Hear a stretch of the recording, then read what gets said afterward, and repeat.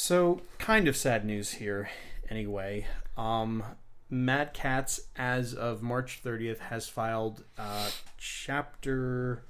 think it's Chapter 7 bankruptcy, meaning they have, what they're going to do is they're going to liquidate all of their assets, let all of their board members go, and just focus on paying back their lenders. Yes, Chapter 7 bankruptcy means that you have no intentions of carrying on. Chapter 11 allows you to carry on. And this kind of came from, the writing was on the wall.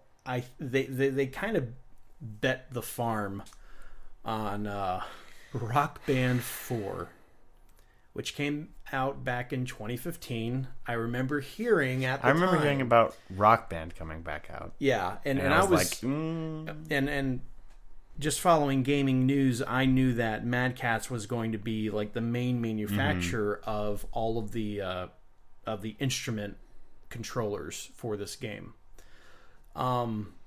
They may have been invested even more in that, but they basically put everything on this. And at the time, I was like, why are you doing this? There's not going to be a resurgence of Rock Band games or Guitar Hero games. And same thing happened with Guitar Hero Live. No one bought the game. When was that?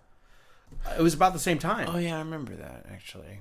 It was about the same time. It might have been just last year that Guitar Hero Live came out. If people want to play Guitar Hero or Rock Band, it's there to play. It's there. That's the thing. They never really changed. There's nothing new that you can really introduce other than new music, and that's not even that big of a deal. Like, who cares? Well, the thing is that's where the DLC came into place. Like, you could buy a new song for $1, $2, and you could just keep adding to it. I think Rock Band 3, they kind of changed up some of the instruments. Like, they added something.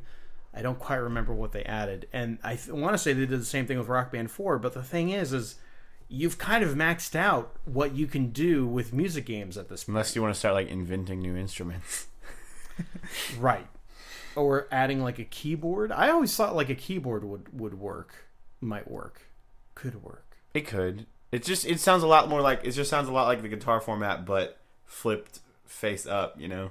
Yeah, but the guitar actually had like fret buttons. Yeah, and that's right. It had like little hit the strum. Yeah, like it's fun, but it gets old after a while. Yeah. And I think that they ran that horse into the ground. I remember when they had the DS one where my brother has that. We still have that at home. Oh, wow. It's a little thing that plugs into the DS and has the buttons on it. And you can't play it on a DSi or a DSi XL because it has to have that Game Boy cartridge. It's just a DS for DS Lite and stuff. The original DS and DS Lite.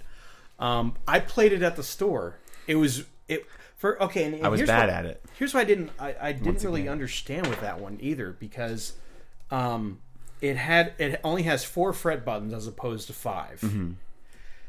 And I played it in the store, and it was actually harder to play. I don't know why. Maybe it was you got the pick, something. you know, you got the little pick, and you strum on the touchscreen. Yeah, the little pick stylus. Yeah, and you do it on the touchscreen. Yeah, and for some reason it was harder. I'm like, this shouldn't be harder. There's one less button than on the regular game.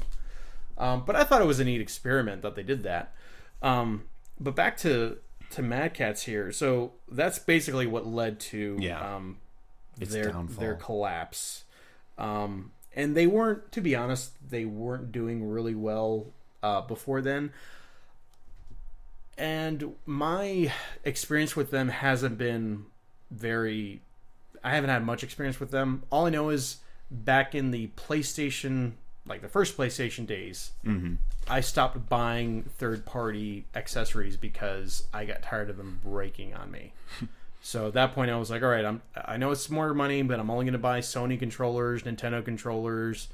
If there's an accessory that Nintendo or Sony doesn't make, then I'll get it. But yeah, chances are they do. Like, I had friends that they would get like Mad Catz memory cards, and then the memory cards would just quit on them one day.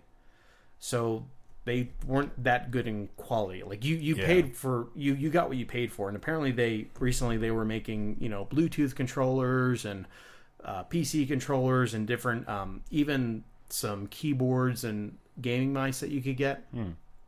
But there's so many other companies out there that are probably doing it better. Yeah. They probably didn't stand a chance. There's a lot of competition.